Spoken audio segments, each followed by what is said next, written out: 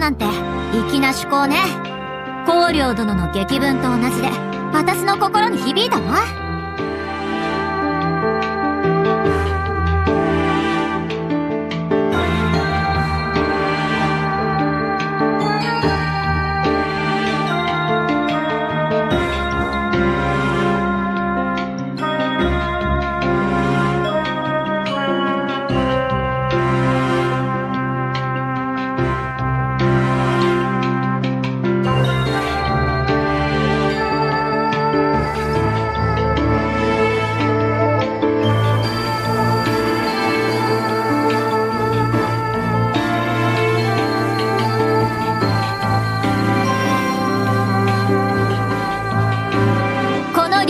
天命がある証明ってわけ。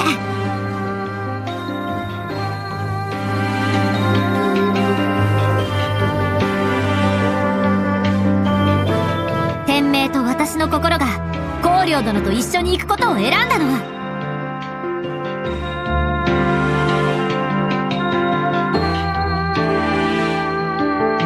光陵殿は本気でシーンを倒すでいいのね。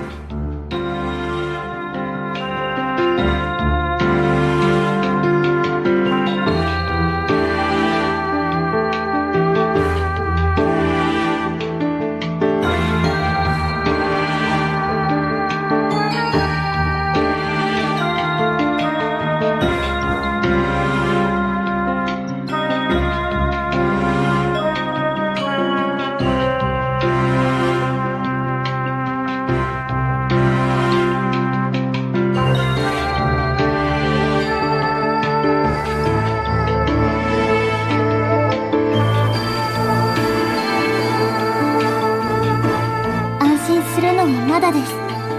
大岡様をどんな立場で遇するのか次第では。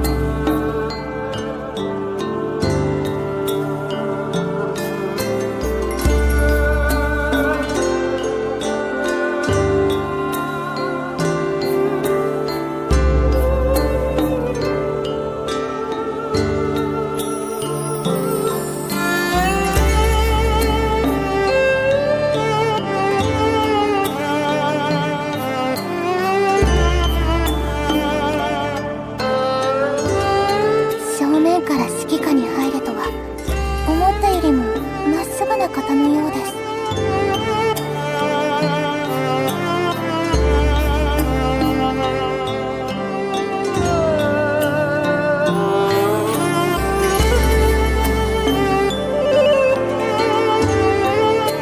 こちらもそれは織り込み済みです。それなんだけど光陵殿、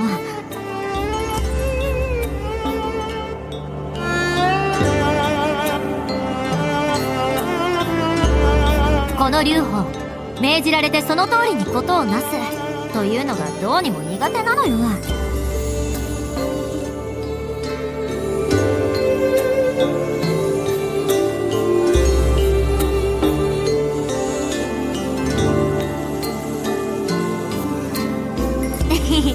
その勝ちっぷりがね。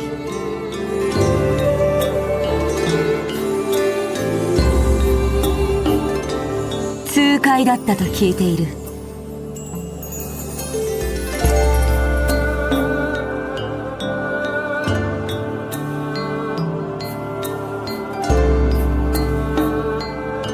では叔母上、項羽が口を挟みます。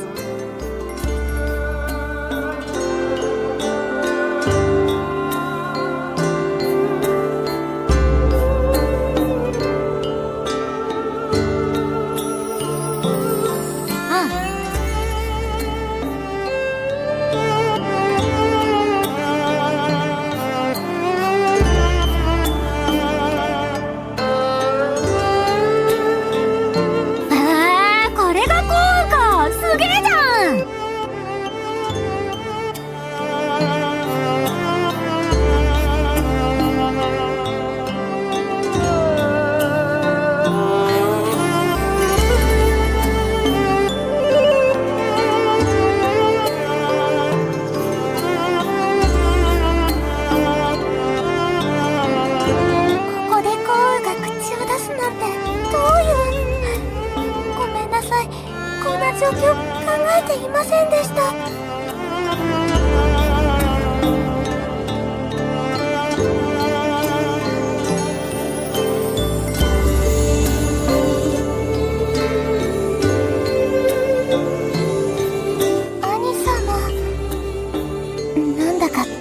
出てきました。シエは降雨にだって負けません。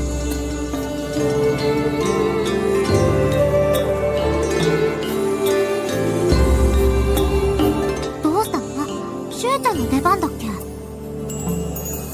数の不利は見逃せません。ここは前に出ます。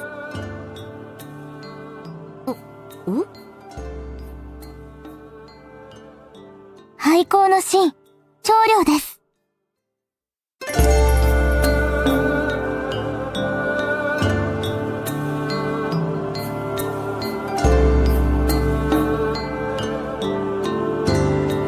光陵様の軍随一の豪傑である皇后様。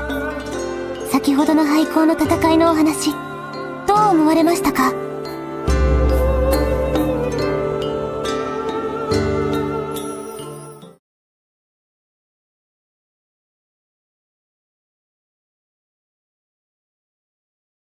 いつもの愛理様といえばそうだが、いきなり割って入るかね。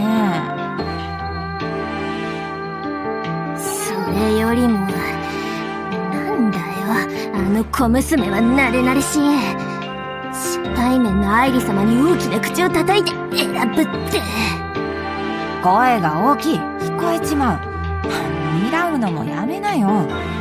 長領は愛理様と初対面じゃないし、選ぶってもいないよ。でも愛理様に面と向かってご意見とはマジすっごい。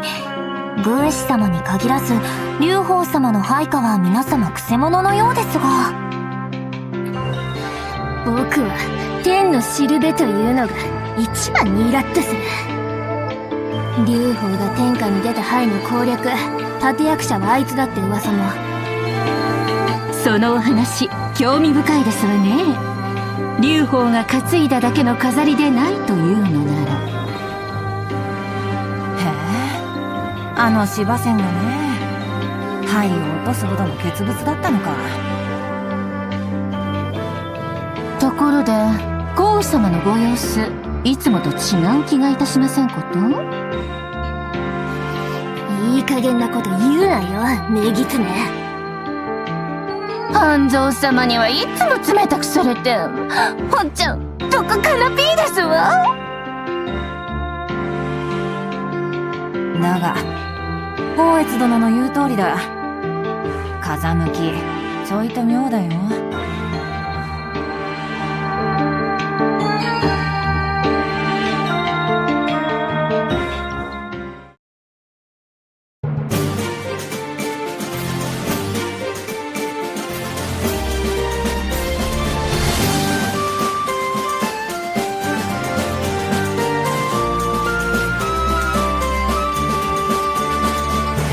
に命じていただければ城は半刻で落とせます。ですが血を流さずとなると、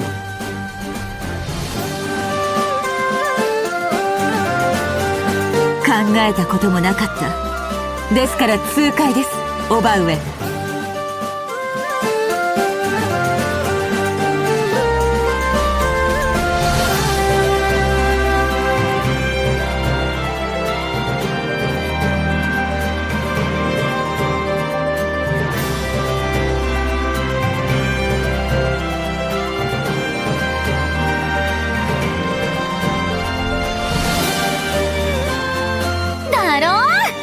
でもそれは私だけの力じゃないわよ。この劉邦と大事な仲間の力なのよ。廃校とは世の道理で動くならなんとも愚鈍な御人です。無理に従わせてでもどんな差し障りが出ることか。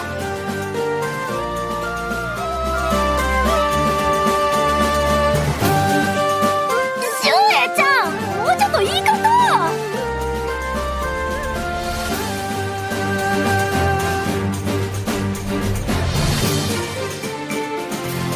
ご敬願恐れ入ります。まあそういうことなのよ。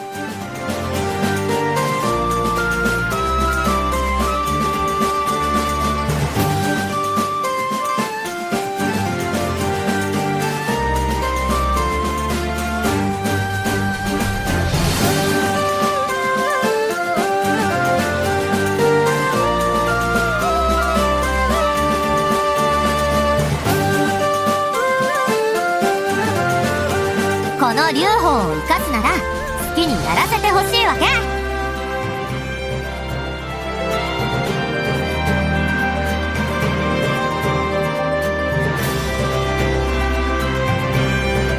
相変わらず。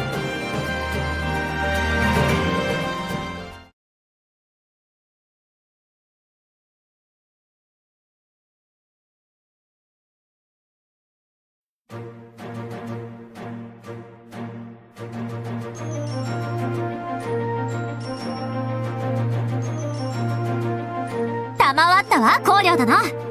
命を結び真の暴虐をぶちのめしましょう。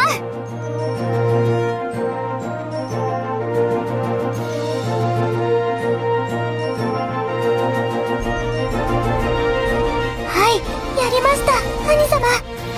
桜花様はあの光陵に勝りました。確証として2000、合わせれば1万の兵になるわ。それだけではありません。桜花様は窮地を脱し、討伐軍との戦いに乗り出せる。秦を倒し、王になるための大きな一歩を踏み出せたということです。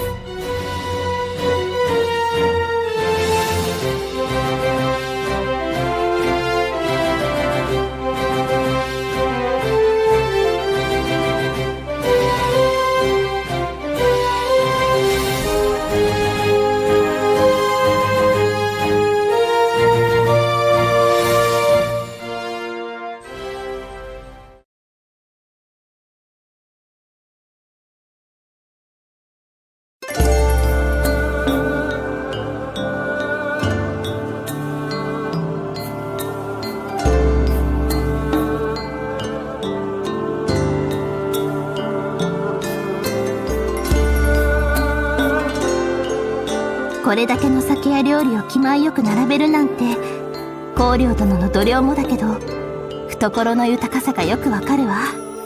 城壁の外にいる兵たちにも祝いの酒や肉が振る舞われているそうですよ。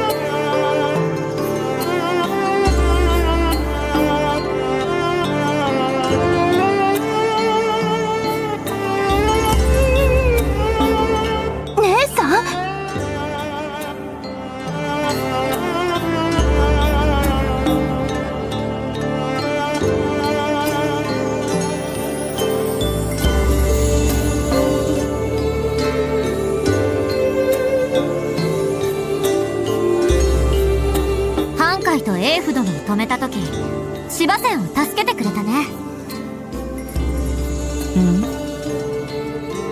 ああ、足元にいたな。降雨の前で価値な基地は流させない。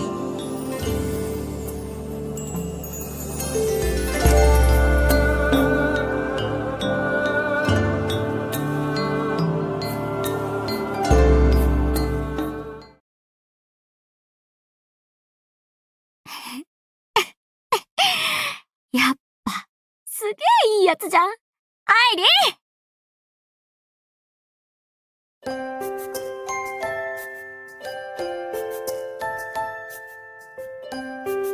ー。やはり桜花か。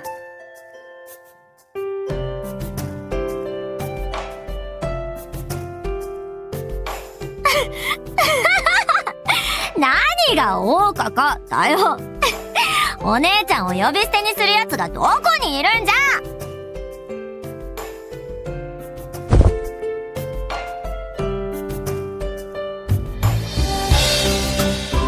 敬って欲しければ姉らしいことをするといい。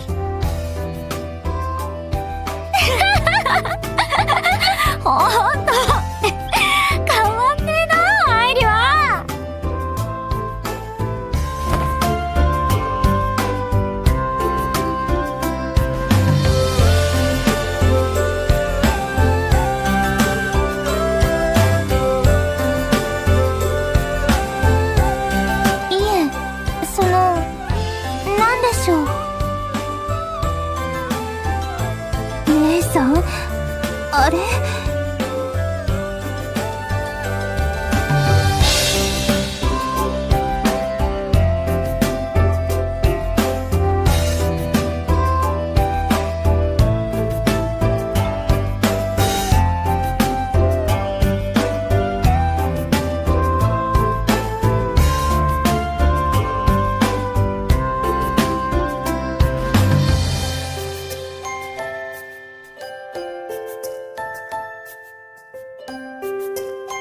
桜花こそ変わっていない。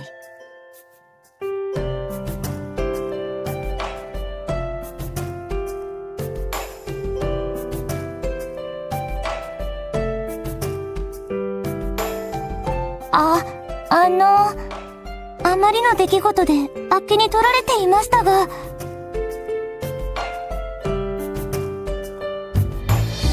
桜花様は幸運様とお知り合いなのでしょうか。むしろお知り合いよりもずっと親密そうに見えるのですが。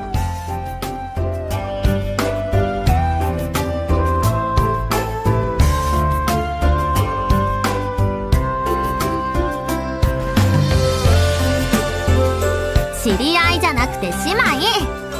愛理はね、私の妹なのよ。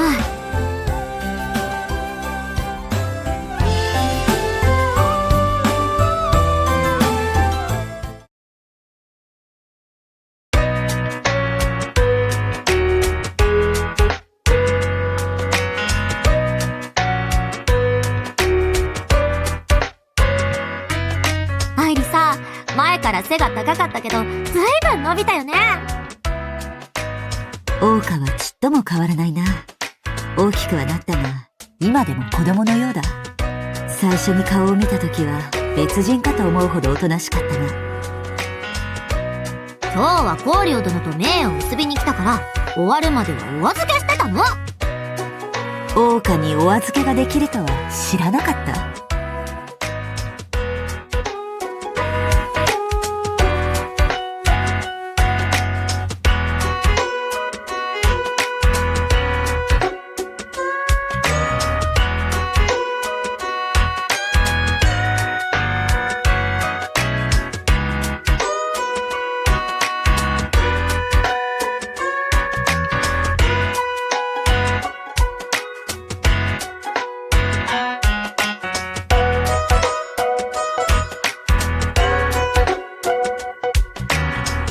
姉さんと幸運殿が気兼ねなく旧交を温められるようにという気遣いかしら。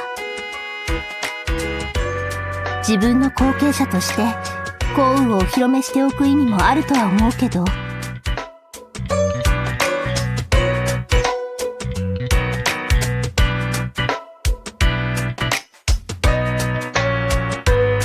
そういえば幸運？誰だよそれ、鉱石だろ。名前聞いてもさっぱりわからなかったんだけど。叔母上が挙兵した時に幸運と名を改めたんだ。桜花が叔母上に力を貸してくれるなら心強い。ああ、一緒に秦をぶっ倒そうぜ。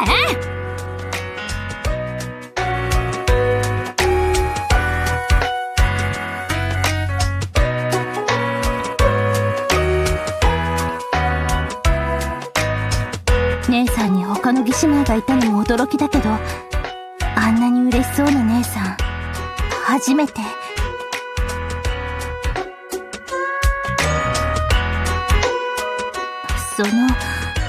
本当の姉妹みたいで近寄りがたい感じがして。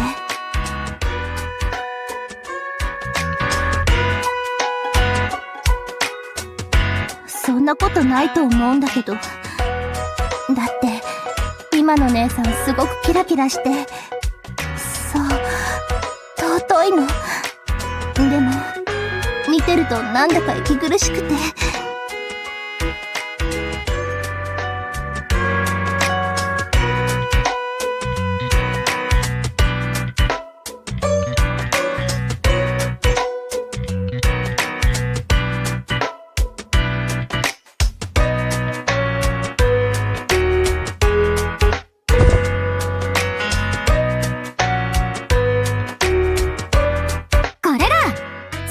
助けてくれた芝仙、私の天のしるべだから。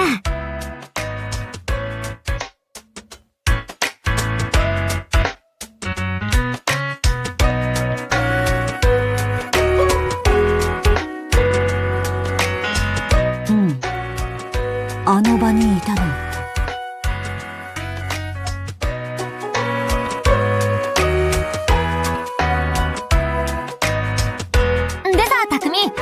これが私の妹。昔ね、お互い王になるぞって約束したの。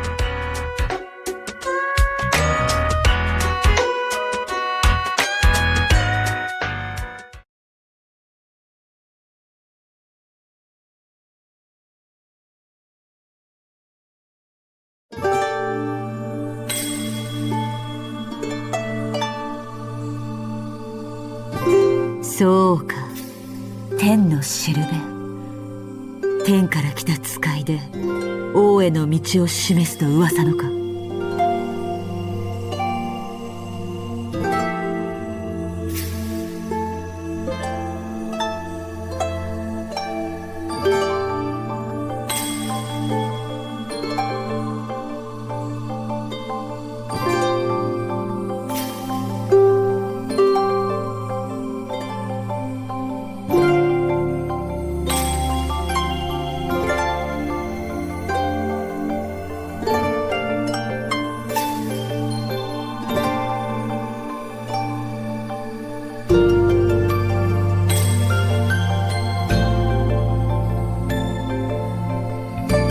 天のしるべと名乗るだけの胆力はあるようだ。幸運を相手に目をそらさないか。思い出した。以前にもあったな。お前が天のしるべだったか。面白みはある。桜花が手元に置くほどか。超すごいし可愛いんだよ。廃校になれたのだって匠のおかげだし。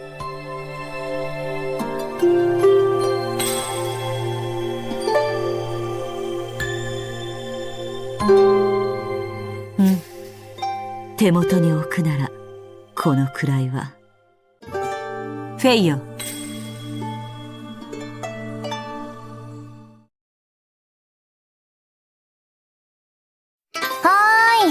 アイリ様、何かご用でしょうか。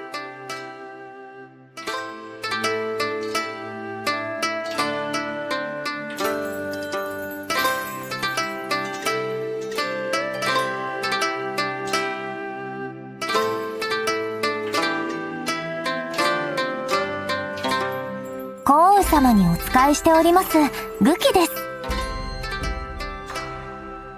軍のことは何もわからないただの侍従ですが、ご用があれば遠慮なくお申し付けください。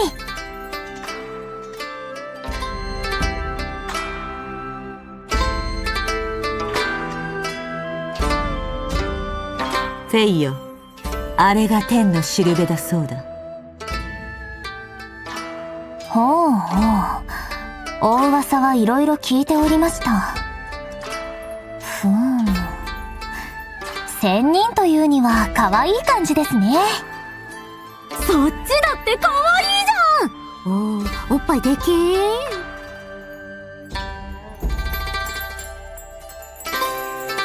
いいだろう。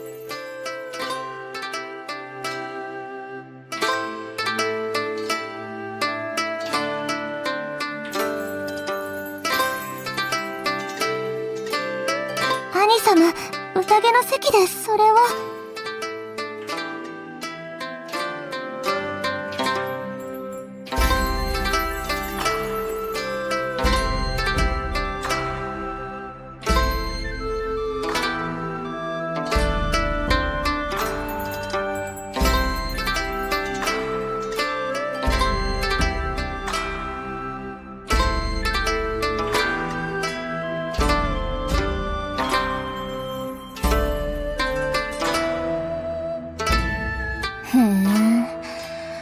主が主だからか、配下も無礼だよね。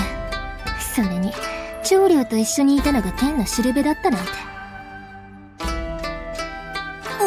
何かいる？それは半蔵という幸運の軍師だ。叔母上のところへ仕官に来たが、アフとしてもらい受けた。アフ？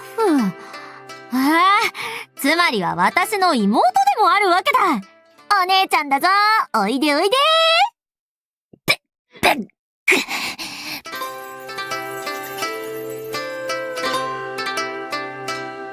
やたら慣れ慣れしいんだよね。世のものってすぐこれだよ。それともバカにしてるのか、自分がキラキラしてると思って。落ち着きな、水明。楚軍であんたの才を疑う奴はいない。愛理様のことになるとすぐ絡むのはいただけないよ。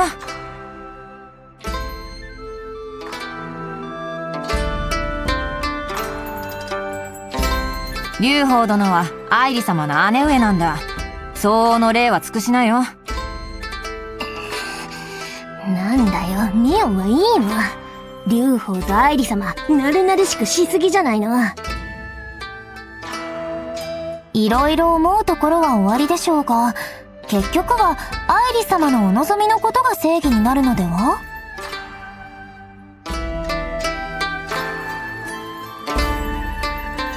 そうですわよ、半蔵様。せっかくの宴の席ですので、ここはにこやかに。ねぎつね、また何か言ってるよ。夫様、半蔵様がひどいですわ。あちらの陣営はいろいろあるみたいですね。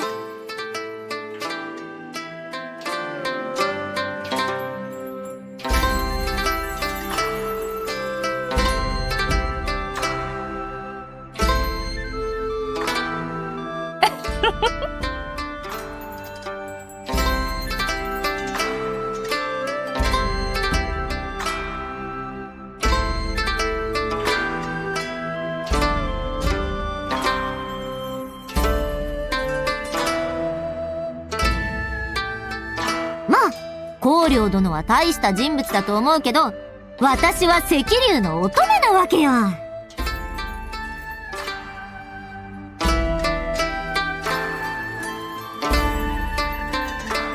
赤龍の乙女、そう名乗っているのだったか。王になる天命を持ってるってこと約束したからね。そりゃなんていうかあるところには転がってる話なんだね。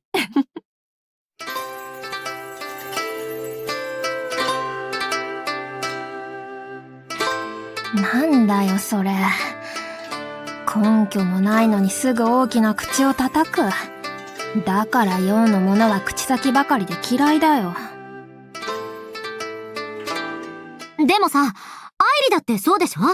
ずっと会えなかったけど信じてた。この天の元のどこかで私と同じ夢を追っかけてるって。私にとって王とは叔母上だ。秦が滅ぼした故郷たる祖を再興し、叔母上が差配する。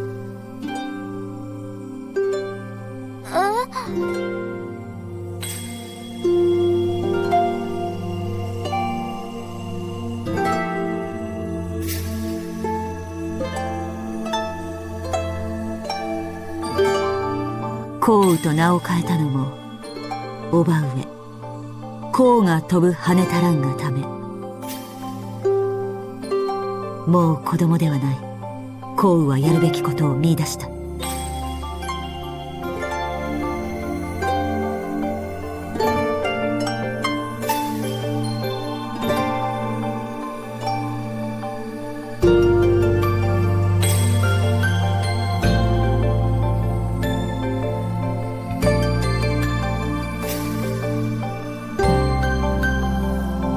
王家は拝見を無血で制したと聞いた。まあね。でも匠やリンファやシュウちゃんのおかげだけど。近く北条を攻める。新たな楚の都として楚の再興を天下に知らしめる。その先陣へ共に行こう。王家の力を見せてくれ。わかった。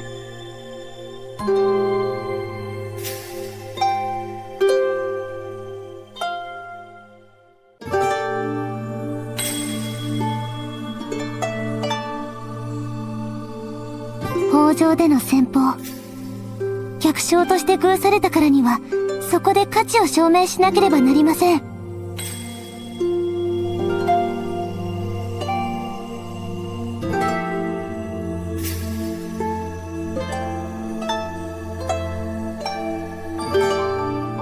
心配いらないわ。シュエちゃんが考えて、私が戦う、でしょ。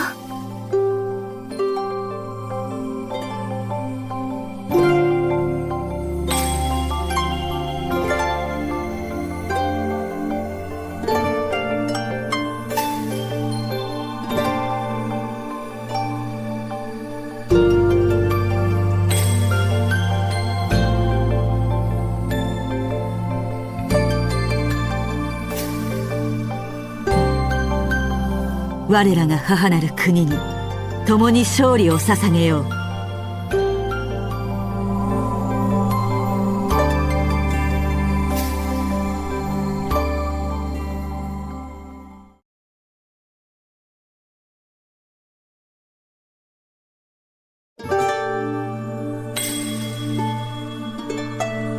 お一人だと心配です。シュエも一緒に行かせていただきます。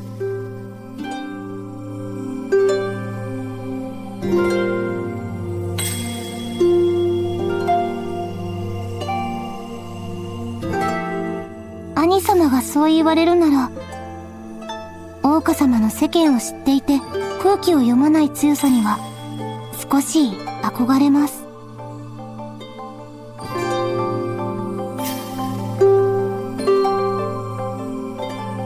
さすが兄様、お考えの通りです。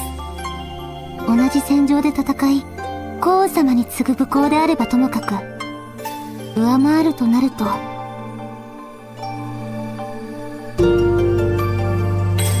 劉邦軍は歴戦の軍になりました。それでも光陵様や皇后様の軍には及んでいません。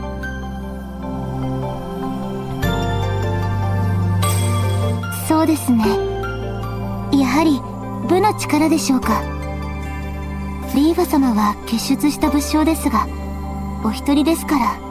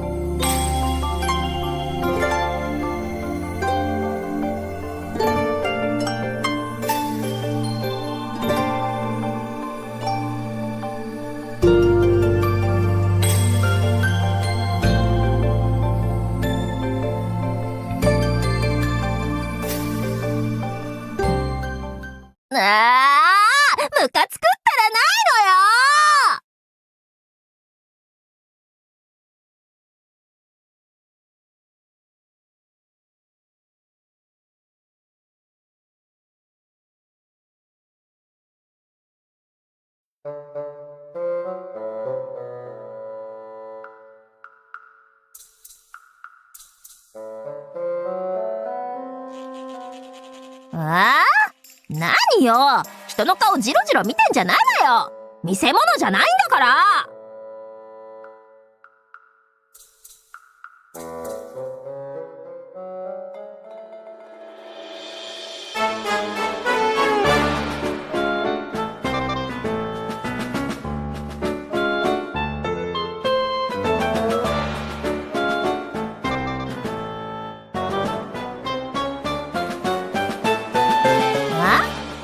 私のこと？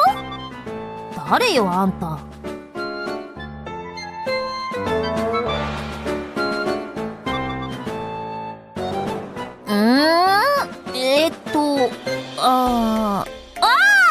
大逆の使いっぱしてた。名前なんだっけ？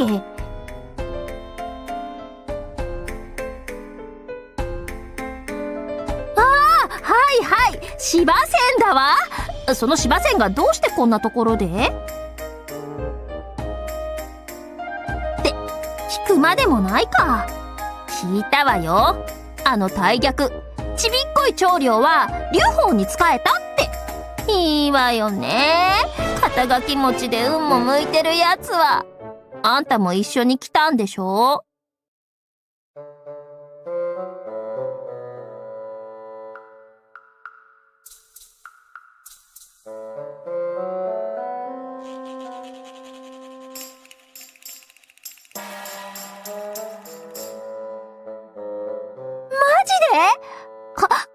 今じゃ自分の方が格上だって余裕？見せつけてくれるじゃない。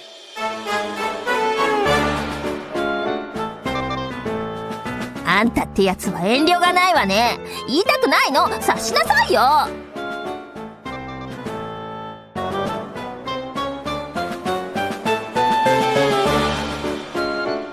しつっこいわね。まあそこまで言うなら聞かせてあげなくもないけど。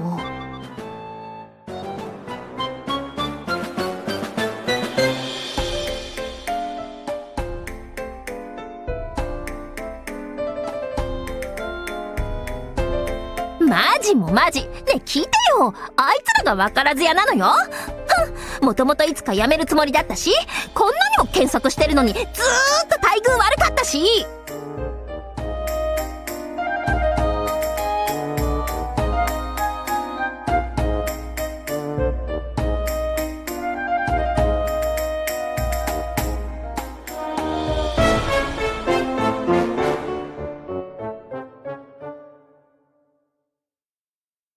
ざけんじゃないわよ。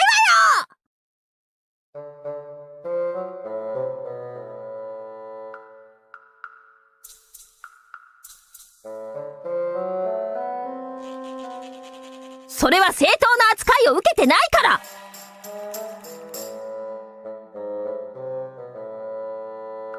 それはまともに話ができないやつばっかで。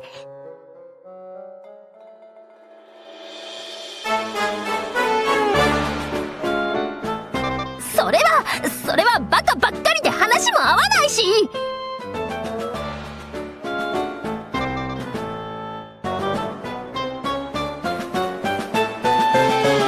いいわよ。こんなところ私の方から出て行ってやるわって。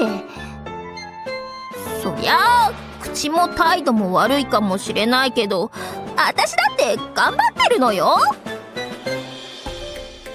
だいたい他のやつらも分からずやで、私の言うこともさっぱり通じないし、そこであっと言わせられない私が悪いんだけど、それでも売り言葉に買い言葉で、私はこんなとこでこんなことしてる女じゃないのよ。分からないあいつらが悪いのに絶対やれるのに、もうちょっと認めてよ。でも私の力が足りないのが。はあ、失業、家族になんて言おう。みんなを養わないと。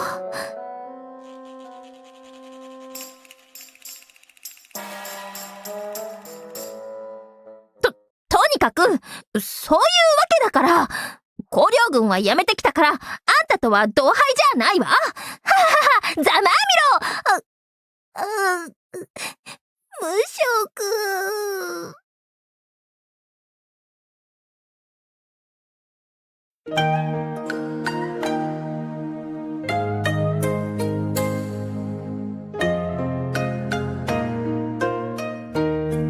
恩だなんて、そんなの気にしなくても、あれは任務だったし。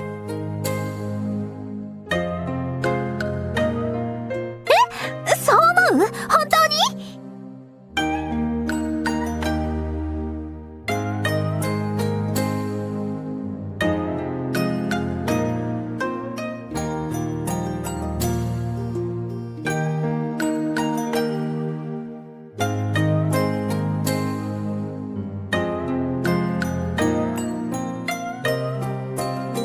そこまで言うなら、当てもないし、会うぐらいなら。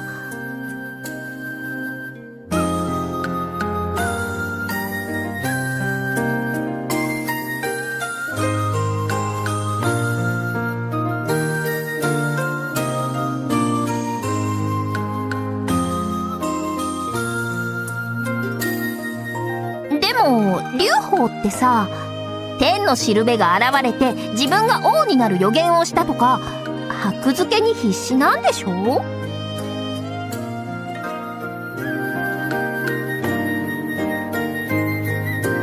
どうして謝るのよ。関係ないでしょ、あんたには。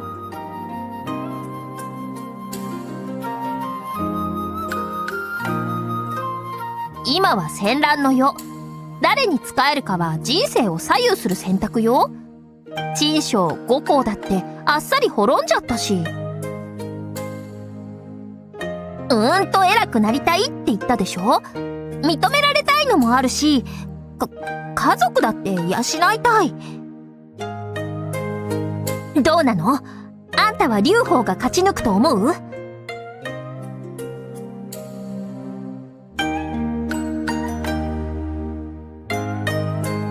劉邦の声望は高まってるけど、公領は楚の将軍の一族よ。数段落ちるんじゃない？ごめん、あんたの主なのに言い過ぎた。あたし、すぐズケズケ言っちゃうの。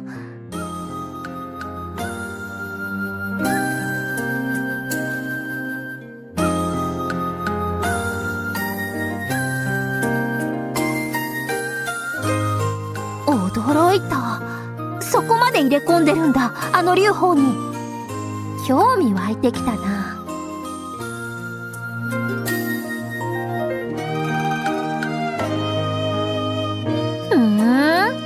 無理に説き伏せようとしないで劉邦に合わせるんだ。助けたくらいで私にそこまで親身になるなんて。あんた変わってるわね、芝仙。わかった、劉邦に合わせて。勘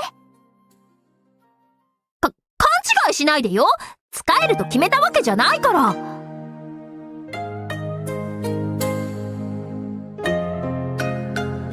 そっか、名乗ってなかったわね。私は関心よ。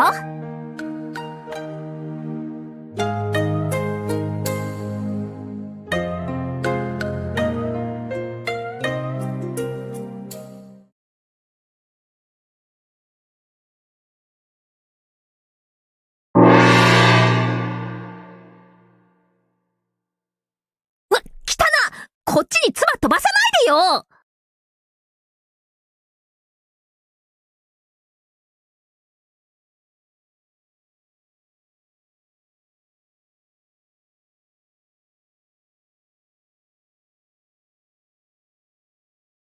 ええ。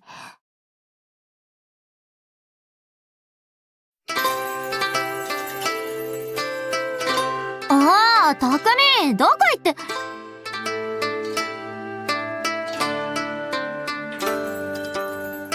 どうしたの？なんかすげえ怖い顔して。どこ連れて行くの？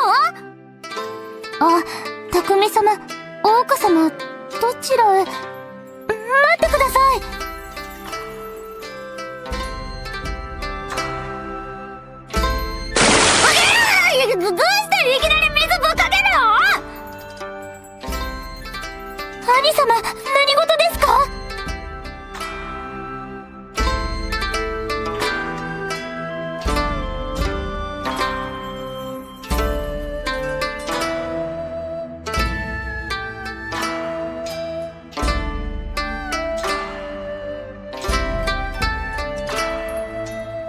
の方がですか。不可解なことですが、それは好都合です。あの際は埋もれさせておくべきではありません。匠たちの恩人なら超厚遇しちゃうわよ。これからは人でも欲しいしさ。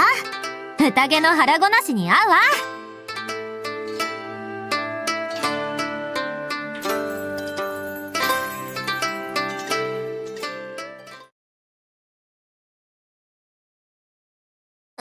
ちょっと、目怖くない？まあ、匠のお願いなら、前は小隊長だっけ？だったら、100人の長とか。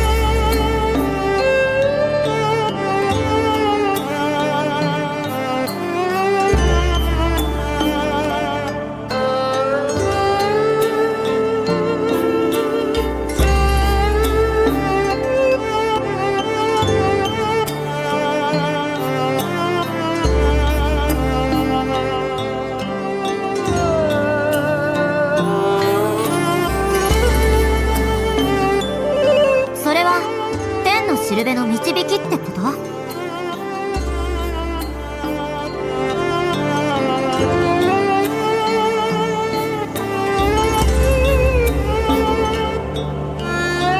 かった。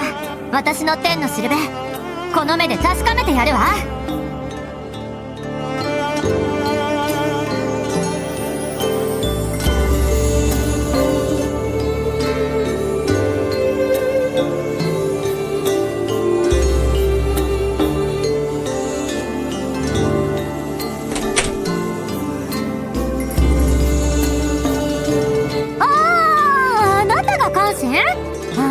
かわいいね。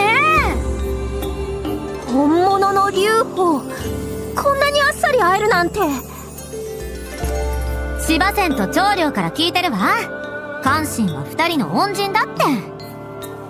ここまで簡単に入り込んで劉邦から気安く話されて、もしかして芝仙って結構偉い人？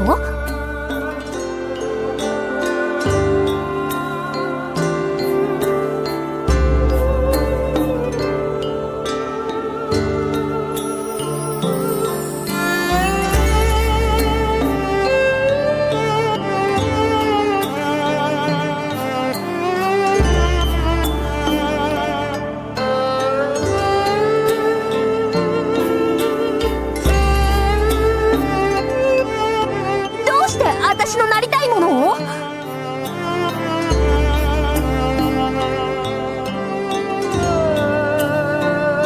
ちょっ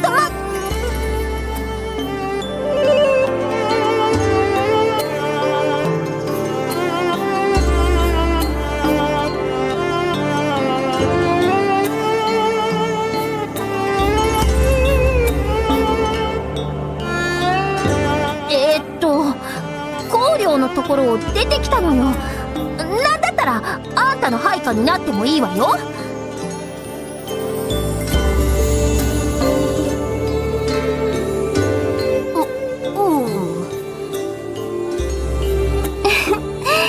姉さん面白い子ね。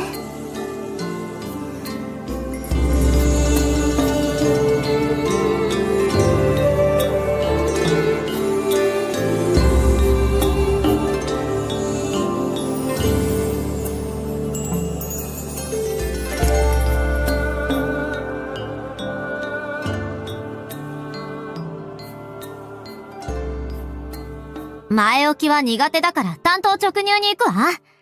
私の天のしるべが、あんたには大将軍の才があるんだって。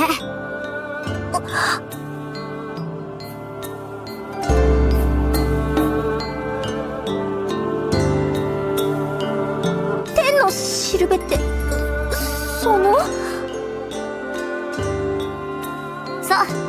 匠は天のしるべだよ。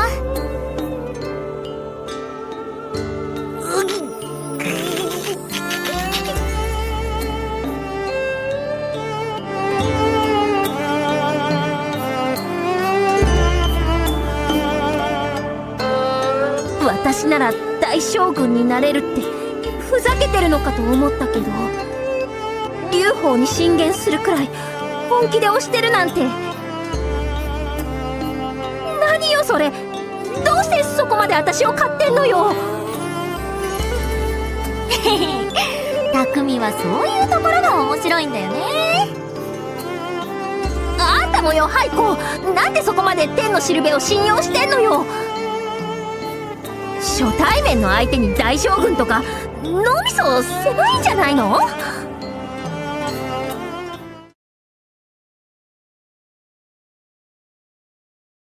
関心は本気じゃねえの？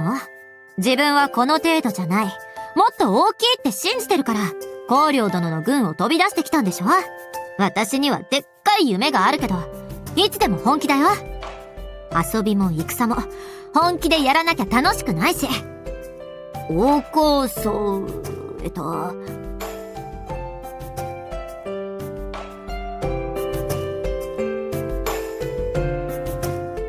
それ、夢は自由なのよ。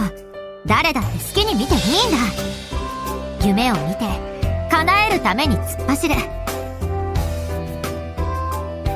だからこの劉邦は赤龍の乙女で王になるのさ。秦とかいうクソ窮屈ってつまんねえもんぶっ飛ばしてね。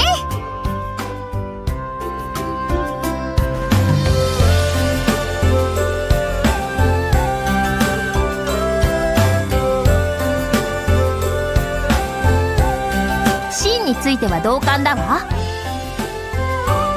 気が合ったところでどうなのよ。あんたは大将軍になれる？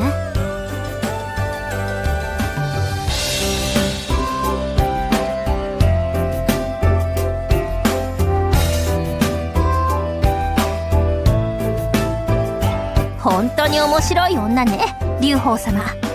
王になるですって？私よりも身の程わきまえないやつに初めて会った。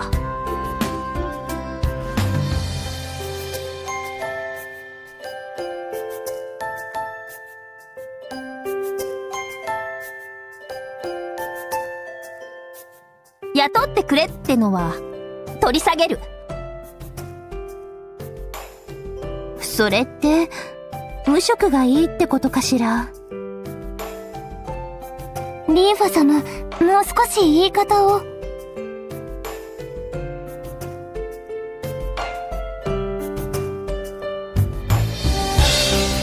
劉邦様、あんたは本当にバカなのね。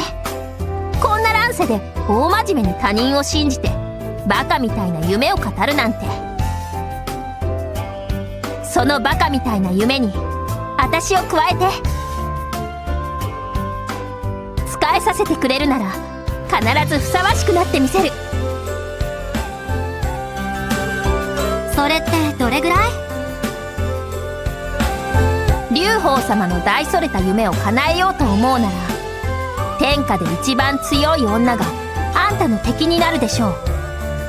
そうだね、きっとそうなるって信じてる。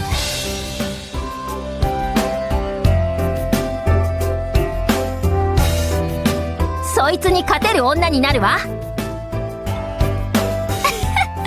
大将軍になるよりよほど難しいんじゃないの？でもいいね、その本気。赤龍の乙女と一緒に来るなら無謀なほど道理のわかんないやつの方がいいわ。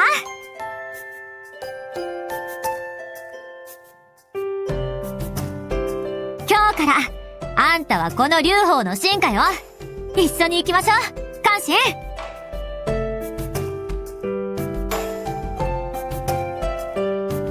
劉邦様、今日よりお仕えいたします。私のことは王家って呼んで。関心を連れてきた匠の目を信じてるよ。それってありがとうございます。我がマナはキラです。桜花様にお預けいたします。私のことはリンファってお姉さんでもいいのよ。私はシュエです。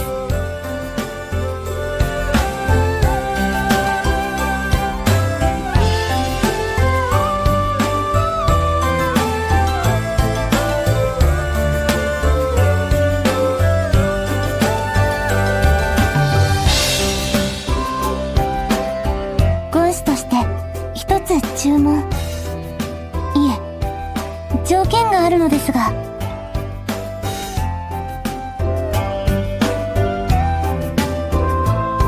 シュエちゃんどうったの？マナは預けたし、キラに不服はないんだよね。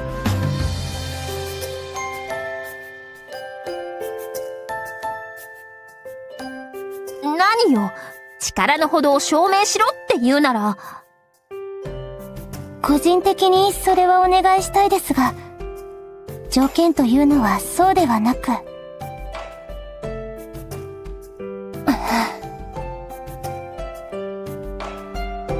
あ？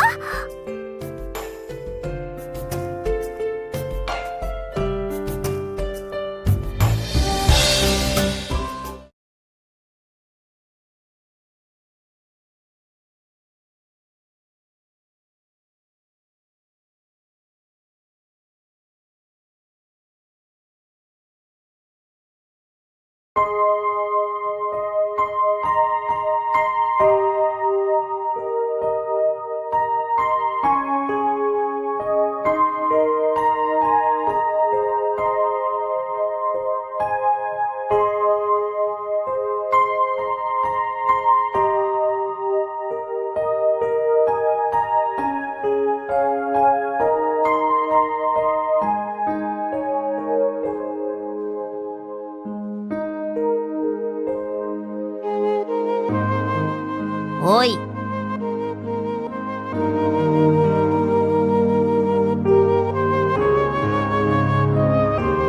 やってくれたわね。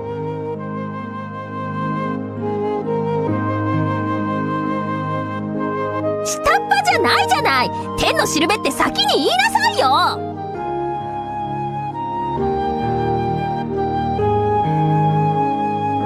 でもあんたのおかげでちゃんと士官っていうか、それどころか信じてもらって、感謝するから。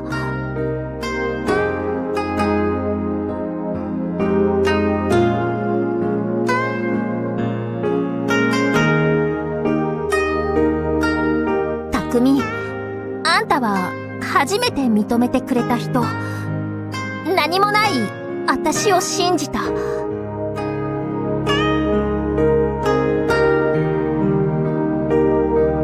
私しか信じなかった私の未来を、私すら諦めかけた私の才能を信じてもいいんだって教えてくれた。おかげで私はすごく大事なものを、もしかしたら一生出会わなくてもおかしくなかったものを見つけたんだと思う。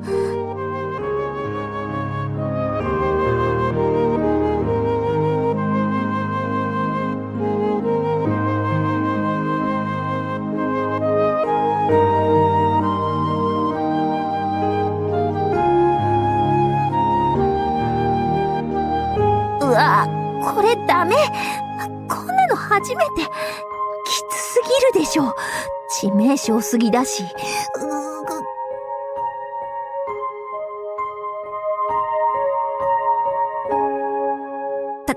匠、覚えてなさい。この先何があっても、あんたと桜花様の期待だけは裏切らない。あんたは私にとっても本物の天のしるべだったんだから。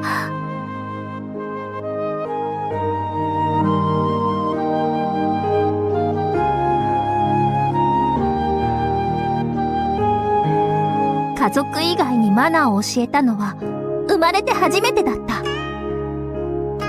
でもこれまでになく晴れ晴れとした気分。こうして旅人が星を頼りに進むようにさまよい続けていた私は今夜しるべを見つけたのだ。天に輝く色あせることのないしるべを